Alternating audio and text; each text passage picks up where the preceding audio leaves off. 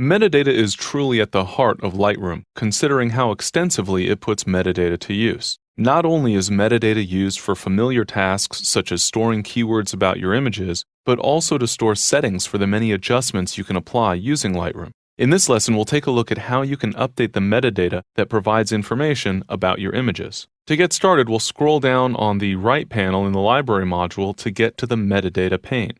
Here we can view a variety of fields related to the image. Some of them cannot be updated. For example, the folder field lists which folder this image is stored in on the hard drive. I can't change that without actually moving this image on the hard drive. But there are a variety of fields that we can update. Before we start making changes to the metadata, let's take a look at the options for displaying various metadata fields. The default option is, of course, default. This lists the more typical metadata fields that you might want to view or work with, but there are a variety of options available. We can see just the metadata for any plugins we've been using, only the EXIF metadata that was applied to the image by the camera at the time of capture, the EXIF and IPTC metadata, which contains fields such as title and caption, and a variety of other options, including minimal, which shows us just a small number of fields, or quick describe, which provides us with a short list of metadata fields, which are generally considered to be the most descriptive for an image. In this case, I'll keep the option set to the default values. At the top of the metadata pane, we also have a preset option. This allows us to assign preset metadata values to an image. If I click the pop-up, you'll see that I have not created any presets yet, but if I choose Edit Presets, the Edit Metadata Presets dialog will appear. Here I can add specific information that I would like to add to my images. For example, if you hadn't already added copyright information to your images, you could add that here. Once you've defined the values that you'd like to have assigned to any given image, you can click the pop-up at the top of the dialog and save those as a new preset. For example, in this case, I'll call the preset Tim Gray Copyright. When I click Create, that preset is created, and I can click Done. Now, I could assign copyright metadata to this image simply by choosing Tim Gray Copyright from the pop-up.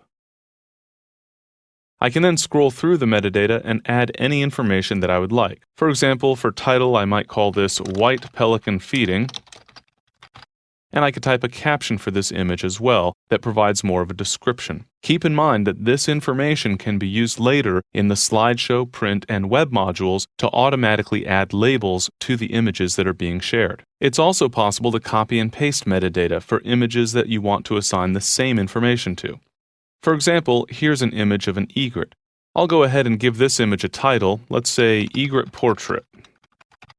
I can then copy the metadata values for this image by choosing Metadata, Copy Metadata from the menu. Note there is a keyboard shortcut for this one, but that involves most of the keys on the keyboard, it seems. When I choose this option, the Copy Metadata dialog appears. This allows me to choose which values I actually want to copy. In this case, I'll go ahead and turn on the IPTC status fields. I'll click the Copy button, and this information is now ready to paste to other images. I'll choose another egret image that's also something of a portrait, and then choose Metadata, Paste Metadata. The metadata I copied will be automatically added to this image, and as you can see, the title has been updated to Egret Portrait. I can also synchronize metadata across multiple images, which is somewhat similar to the copy and paste capability. For example, here I have an image of a burrowing owl, and in fact I have several. So I'll choose multiple images, and then click the Sync button. This will bring up the Synchronize Metadata dialog. Once again, I can enter values that I'd like to assign to all of these images. For example, I might want to update the IPTC status fields for these images. I'll set the title to Burrowing Owl, and I can also review other metadata values to see if there's anything else I'd like to add to all of these images. I notice, for example, that the creator is set to unknown, so I could certainly type my name for that value. Notice that as I type new information, the fields are turned on, meaning that they will be synchronized automatically. Only fields that have a check in the box to the right of the field will actually be synchronized. So I can pick and choose which information I want to assign to all of these images. When I click Synchronize, all of the images will be updated. I can also turn on the Auto Sync feature. To do so, simply turn on the switch to the left of the Sync button, and as you can see, the button changes to an Auto Sync. While I could click this button to bring up the Synchronize Metadata dialog, when I'm in Auto Sync mode, I can also update all of the images simply by updating the values for one of the images. For example, I could type a brief caption here. Nothing too creative, but I'm not going to spend a bunch of your time typing a detailed caption. When I press Enter to apply this caption to the image, initially I'll get a dialog asking me if I'm sure I want to apply these changes to all of the selected images. I do, and I actually don't want to be warned about this in the future, so I'm going to turn on the Don't Show Again checkbox and then click Apply to Selected.